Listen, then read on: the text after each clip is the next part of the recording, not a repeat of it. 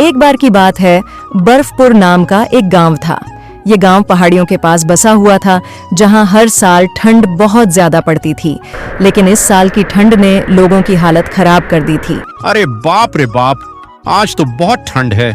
कहीं हम इस ठंड से जम ही ना जाएं। हाँ भाई, इस बार की ठंड ने तो पिछले सालों का भी रिकॉर्ड तोड़ दिया। इतनी ठंड लगती है कि रजाई से बाहर निकलने का मन ही नहीं करता। बस दिल करता है पूरे दिन गर्मा गर्म चाय पीते जाएं। सुबह सुबह पूरा गांव घने कोहरे में डूबा रहता और रात में इतनी ठंडी हवा चलती कि पानी तक जम जाता था। इसी गांव में रघु अपनी पत्नी सुमन और उनके 5 साल के बेटे गोपाल के साथ रहता था। रघु मेहनत करने वाला इंसान था, लेकिन सर्दी में गांव के खेतों में काम बंद था। रोज की मजदूरी बंद होते ही घर में खाने के लाले पड़ गए। ऊपर से इस साल की सर्दी इतनी भयानक थी कि गोपाल रात भर ठंड से कांपता रहता। रघु का घर बहुत कमजोर था, मिट्टी की दीवारें और ऊपर से पुरानी टिन की छत जो ठंडी हवा को रोक नहीं पाती थी। दरवाजे में दरारें थीं, जिनसे सर्द हवा अंदर तक घुस जाती थी। एक पुराना कंबल था जिससे सुमन गोपाल को लपेटे रखती, लेकिन ठंड फिर भी कम नहीं होती थी। रात होते ही गोपाल ठंड से कांपने लगता। सुमन परेशान होकर रघु से बोली, रघु, अब क्या होगा? न लकड़ी है न खाना, आखिर कब तक ऐसे रहेंगे? कल कुछ इंतजाम करता हूँ सुमन। हर बार यही कहते हो, पर कुछ होता नहीं। जब से तुमसे शादी हुई है, मेरी तो किस्मत ही फूट गई। 2 वक्त की रोटी भी रो रो कर नसीब होती है। ठंड से अगर हमारे बेटे को कुछ हो गया तो मैं तुम्हें कभी माफ नहीं करूंगी। सुमन, ऐसा मत बोलो। मैं अपनी पूरी कोशिश करता हूँ, तुम फिक्र मत करो। मैं अभी कुछ इंतजाम करके आता हूँ। सुबह हुई। सर्दी का कहर जारी था। घर में लकड़ी भी खत्म हो चुकी थी और खाने को सिर्फ आटे की आखिरी मुट्ठी बची थी। रघु ने ठान लिया कि वह गांव में जाकर किसी से थोड़ी लकड़ी और कुछ खाने का सामान मांगेगा। वह सबसे पहले गांव के सबसे अमीर आदमी लाला गोविंद प्रसाद के घर पहुंचा। वहां उसने हाथ जोड़कर कहा, लाला जी, ठंड से मेरा बच्चा कांप रहा है। कुछ लकड़ी और थोड़ा आटा दे दीजिए। मेरे घर में मेरा बच्चा और मेरी बीवी बहुत भूखे हैं। मेरे लिए ना सही, मगर उनके लिए दे दीजिए। रघु, तुम्हें बस मांगना आता है। जब काम करने का समय था तब बचत क्यों नहीं की? अब आ गए हो हाथ फैलाने। सच कहूं तो मेहनत करनी तुम जैसे लोगों के बस की तो है नहीं, बस भीख मांगकर खाना चाहते हो। साहब, मजदूरी मिलती ही कितनी थी? 20-30 रुपए मिलते थे। वह भी घर के खर्च में निकल जाते और काम पड़ जाते थे कि मुझे सिर्फ आधी ही रोटी मिल पाती थी। हाँ हाँ, बहुत सुन लिए तेरे बनाए हुए किस्से। चल अब भाग यहाँ से, मुझे और भी काम है। रघु वहां से उदास होकर चला गया। भाई साहब, कुछ मदद कर दीजिए। मैं और मेरा परिवार बहुत भूखा है और मेरा छोटा सा बच्चा तो ठंड से बहुत कांप रहा है। उसे उड़ाने के लिए हम पे रजाई भी नहीं है, तो सोचा कुछ लड़कियां ही ढूंढ लूं। मुझे कहीं भी लकड़ियां नहीं मिली। क्या आप मेरी कुछ मदद कर सकते हैं? भाई, तुम्हारी बात सुनकर मुझे बहुत बुरा लगा। मुझे नहीं पता था कि तुम्हारे घर की हालत इतनी खराब है, लेकिन तुम चिंता मत करो। जितना मुझसे हो सकेगा मैं तुम्हारी मदद जरूर करूंगा। ये लो, यहाँ कुछ चावल पड़े हैं, इन्हें अपने घर ले जाओ। मैं इससे ज्यादा नहीं दे सकता क्योंकि मेरे घर में भी राशन की कमी है। रघु ने सिर झुकाकर चावल ले लिए और आगे बढ़ा। वह गांव के दूसरे घरों में गया, लेकिन कोई उसे दुत्कारता तो कोई कहता, हमारे पास भी कुछ नहीं है। थक हार कर वह जब घर लौटा तो सुमन गुस्से में बैठी थी। क्या लाए? या फिर खाली हाथ ही वापस आ गए? क्योंकि हमेशा तो तुम्हें सब भागा ही देते हैं। अगर आज तुम्हें कुछ नहीं मिला होगा ना, तो घर के अंदर आने की कोई जरूरत नहीं है। बाहर ही अपनी रात गुजारो इस ठंड में। इतने चावल मिल पाए हैं? पहले तो एक व्यक्ति ने मुझे भागा ही दिया था, बिना कुछ दिए। लेकिन एक भले इंसान ने मुझे यह चावल दे दिए, वह भी मुझे बड़ी मुश्किल से मिले। उन्हें मैंने सारी अपनी परेशानियां बताई। बस यही? इतने घंटे बाहर रहकर सिर्फ मुट्ठी भर चावल लाए? हाय, मैं इस आदमी का क्या करूं?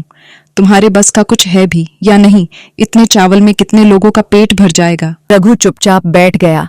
उसके पास कोई जवाब नहीं था। उस रात ठंड और बढ़ गई। गोपाल कांप रहा था। बाबा, बहुत ठंड लग रही है। एक मोटी सी रजाई खरीद कर ले आओ जिसे मुझे गर्माहट मिले। आप तो मेरे प्यारे बाबा हो ना। ये रजाई बहुत पतली है। अगर हमारे पास एक मोटी सी रजाई होती तो मैं आराम से सो पाता। बाबा, क्या आप मेरे लिए एक मोटी रजाई ला सकते हो? हाँ बेटा, हाँ, मैं तुम्हारे लिए एक मोटी रजाई जरूर लाऊंगा। एक ऐसी रजाई जो इतनी गर्म होगी कि तुम्हें कभी भी ठंड नहीं लगेगी। बस थोड़ी देर और मेरे लाल, बस थोड़ा सब्र कर लो। बाबा अभी जाता है, अभी ही कुछ करता है। मैं तुम्हारे लिए सबसे मोटी, सबसे गर्म रजाई लेकर आऊंगा। फिर देखना, तुम्हें बिल्कुल भी ठंड नहीं लगेगी। तुम चैन से सो पाओगे, मेरी गोदी में नहीं, बल्कि उस मुलायम और गर्म रजाई में जो तुम्हें ठंड से बचाएगी। नहीं बेटा, तुम्हारे बाबा कुछ नहीं लाने वाले, इनसे कोई उम्मीद मत रखो। मैं खुद 1 साल से टूटी चप्पल पहन रही हूँ, एक नई चप्पल तक लाने के पैसे नहीं हैं। सच कहूं तो तुम्हारे बाबा के बस की कोई चीज है ही नहीं। ये हमारी खुशियां तो छोड़ो, जरूरतें तक पूरी नहीं कर पाते।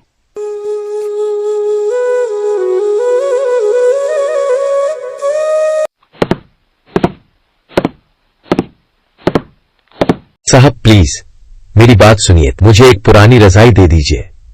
मेरा बेटा ठंड से बुरी तरह कांप रहा है, प्लीज इनकार मत करना। मैं बहुत उम्मीद लेके आपके पास आया हूं। अगर आपको लग रहा है कि मैं भीख मांग रहा हूं तो हाफ मैं भीख ही मांग रहा हूं अपने बेटे के लिए। कृपा करके मुझे भीख में एक कंबल दे दीजिए। भीख? हर किसी को बस भीख ही चाहिए। मेहनत करना किसी को नहीं आता, बस हाथ फैलाना जानते हो। रोज कोई न कोई आ जाता है यहाँ। किसी को खाना चाहिए, किसी को कपड़े, किसी को कंबल। क्या मैं कोई दान खाना खोलकर बैठा हूं? तुम्हें ठंड लग रही है तो मेहनत करो, कमाओ और अपने बच्चे के लिए खुद कंबल खरीदो। मैं कोई राजा महाराजा नहीं हूं जो हर किसी को बाकटता फिरूक। और हाफ, अगर हर बार भीख मांगने ही आओगे तो तुम्हारे बच्चे भी बड़े होकर यही करेंगे, हाथ फैलाएंगे, मेहनत नहीं करेंगे। मुझे कोई अफसोस नहीं कि तुम्हारा बेटा ठंड में कांप रहा है, मेरी कोई गलती नहीं है इसमें।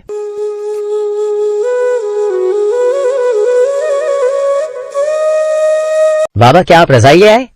पता है मैं कब से आपका इंतजार कर रहा हूँ। आज बहुत ठंड थी, मेरे पैर बिल्कुल सुन्न हो गए हैं। मैं रजाई के बिना सो भी नहीं पा रहा था। हर बार जब हवा का तेज झोंका आता तो मैं और सिमट जाता, लेकिन ठंड कम नहीं हुई। मैंने सोचा था कि जब आप लौटेंगे तो मेरी ठंड दूर हो जाएगी, मैं गर्माहट में चैन से सो सकूंगा। अब इतनी देर कहाँ रह गए बाबा? क्या आपको कोई रजाई देने को तैयार हुआ? प्लीज बाबा बताइए ना, आप मेरे लिए कुछ लाए ना। बेटा मुझे माफ कर दो, मैं तुम्हारा अच्छा बाबा नहीं बन पाया। जैसा तुम चाहते थे वैसा तो मैं बिल्कुल भी नहीं बन सका। हाँ मैं गरीब हूँ। हाँ मेरे पास इतनी भी औकात नहीं कि अपने बेटे के लिए एक रजाई ला सकूं। जब तुमने मुझसे रजाई मांगी थी उस वक्त मैंने सोचा था कि कुछ भी करके किसी भी तरह तुम्हारे लिए ले आऊंगा, लेकिन बेटा कोई देने को तैयार ही नहीं था। मैं हर दरवाजे पर गया, हर किसी के आगे हाथ फैलाया, लेकिन मुझे खाली हाथ लौटा दिया गया। और सिर्फ तुम ही नहीं सुमन, तुम भी मुझे माफ कर दो। मैंने तुम्हारी भी कभी कोई ख्वाहिश पूरी नहीं कर पाई। शादी के बाद तुमने भी कई सपने देखे होंगे और शायद सोचा होगा कि मैं तुम्हें अच्छे कपड़े दूंगा, कुछ छोटी छोटी खुशियां दूंगा, लेकिन मैं कुछ नहीं दे सका। मैं सिर्फ वादे करता रहा, तुम्हें उम्मीदें देता रहा, लेकिन आज तक तुम्हारे लिए भी कुछ नहीं कर पा। नहीं बाबा, आप माफी मत मांगो। आप जैसे भी हो मेरे लिए दुनिया के सबसे अच्छे बाबा हो। मुझे कोई रजाई नहीं चाहिए बाबा, मुझे बस आप चाहिए। जब आप मेरे पास होते हो तो मुझे ठंड भी कम लगती है। बाबा मैंने देखा है आपको दिन रात हमारे लिए मेहनत करते हुए, कभी खुद भूखे रहकर हमें खिलाते हुए। आप हमारे लिए जितना कर सकते हो वो किसी भी अमीर पिता से कम नहीं है। आप मेरे लिए सिर्फ एक बाबा नहीं, मेरी दुनिया हो।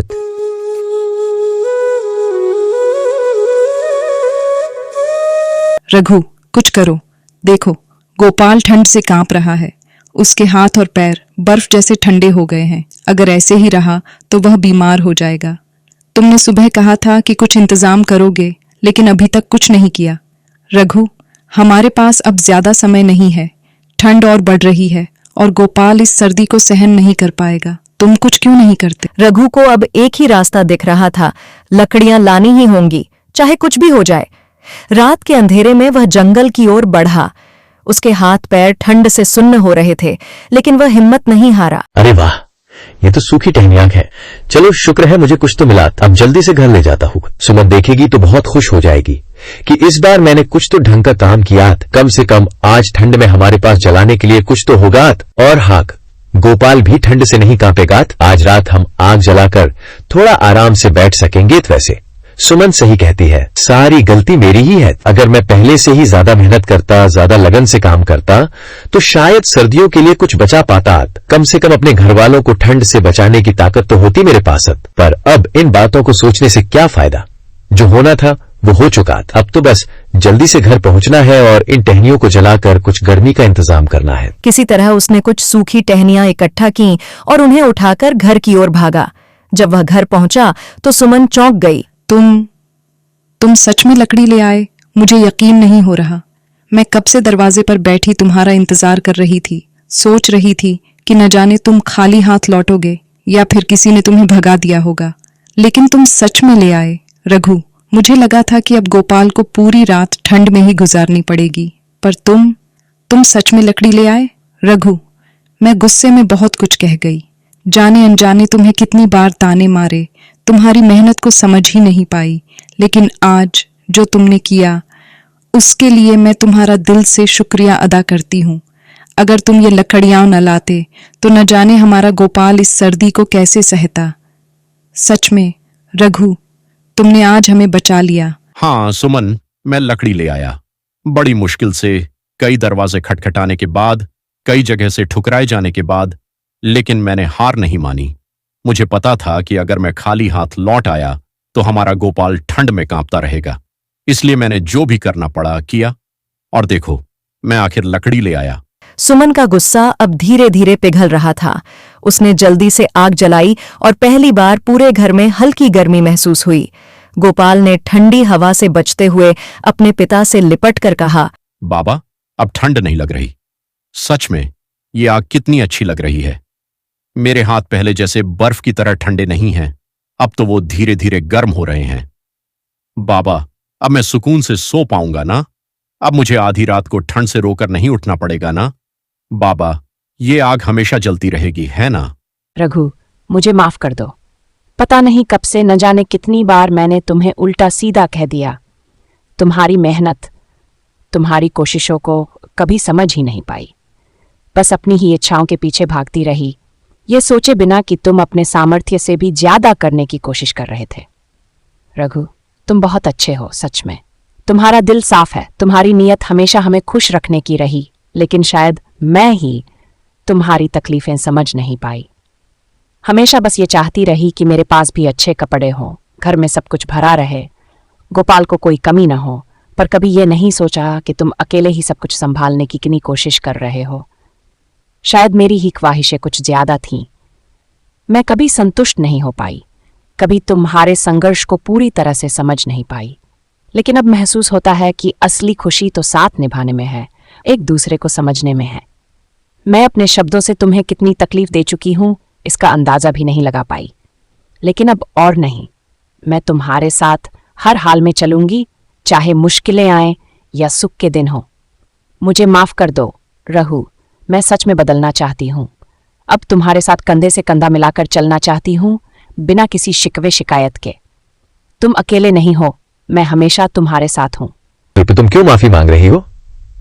तुमने जो भी कहा वो तुम्हारा हक था, मैं जानता हूँ। तुमने जो सपने देखे थे मैं उन्हें पूरा नहीं कर पाया। तुमने कभी महंगे गहनों या बड़ी बड़ी इच्छाओं की मांग नहीं की, बस इतना चाहा कि हमारा घर ठीक से चले, गोपाल को कभी कोई कमी न हो। ये तुम्हारी गलती नहीं, बल्कि मेरा ही फर्ज था जो मैं निभा नहीं सका। हाँ, मैं मेहनत करता हूँ, पर शायद उतनी नहीं जितनी करनी चाहिए थी। तुम्हारी नाराजगी, तुम्हारा गुस्सा सिर्फ इसलिए था क्योंकि तुम चाहती थी कि हम सबकी जिंदगी थोड़ी बेहतर हो। और अगर तुमने कभी मुझसे कुछ कहा भी तो क्या गलत किया? जब कोई अपनों से उम्मीद रखता है तो कभी कभी शिकायतें भी करता है, लेकिन इसका मतलब ये नहीं कि उसमें प्यार कम हो गया हो। सुमन, तुम्हारा हर एक शब्द मुझे ये एहसास दिलाता था कि तुम्हें मुझ पर भरोसा है। अगर भरोसा न होता तो तुम मुझसे कोई उम्मीद ही न रखती। और आज जब तुम मुझसे माफी मांग रही हो तो मुझे ऐसा लग रहा है जैसे मैं कहीं न कहीं हार गया। मैं चाहता था कि तुम कभी इस तरह खुद को दोषी न मानो। सुमन, हम दोनों ने मिलकर कई मुश्किलें देखी हैं। अगले दिन जब गांव के लोगों को पता चला कि कितने गरीब ठंड में परेशान हो रहे हैं, तो कुछ लोगों ने मदद का हाथ बढ़ाया। रामलाल चाचा ने अपने घर से कुछ पुराने कंबल दिए। गांव के स्कूल में एक बड़ा अलाव जलाया गया, जहां लोग आकर हाथ ताप सकते थे। रघु और सुमन भी वहां गए और पहली बार उन्होंने महसूस किया कि कभी-कभी लोगों से ठुकराए जाने के बावजूद कहीं न कहीं मदद करने वाले भी होते हैं। अब घर में गर्माहट थी, गोपाल ठीक हो रहा था और सुमन भी प्यार से रघु का हाथ पकड़ रही थी। जिंदगी कठिन थी, लेकिन उम्मीद ने उसे खूबसूरत बना दिया था। रघु की हिम्मत के लिए चैनल को सब्सक्राइब करें और वीडियो को लाइक करें।